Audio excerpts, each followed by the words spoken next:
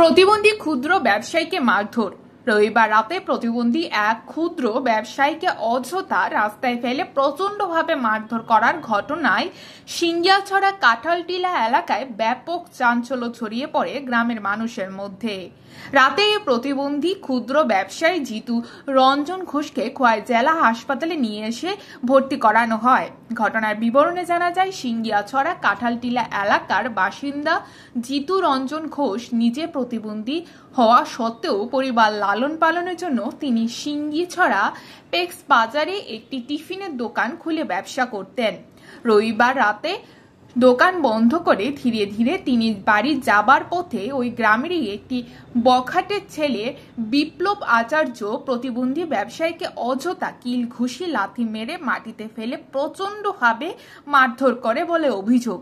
ওনার চিৎকারে আশেপাশে মানুষজন ছুটে এলে সে পালিয়ে যায়। এই ঘটনায় জিতু রঞ্জন ঘোষের স্ত্রী খোয়াই থানায় অভিযুক্ত যুবক বিপ্লব আচার্যের বিরুদ্ধে একটি মামলা দায়ের করেন।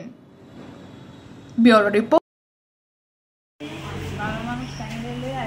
রাস্তার মধ্যে পায়ে অন্ধকার ফালাইয়া সাইকেলে লাগছে এরপরে বকাবাজি করছে কইরা দিয়ে না পারে এমনি মারছে, মানে কেউ আসবে না, মাই উঠে দিচ্ছে।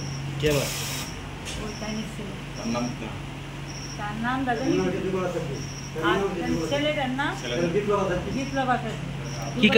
ছেলে বিপ্লব আচার্য। কটার সময় আপনারা বাজাতে দেখতে আসলেন? নামটা কি তাইনের? জিতু রঞ্জন ঘোষ। কি কারণে মারছে?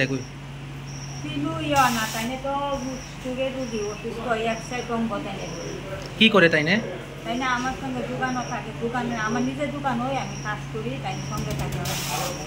কি এর দোকান আপনার? জনতা দোকান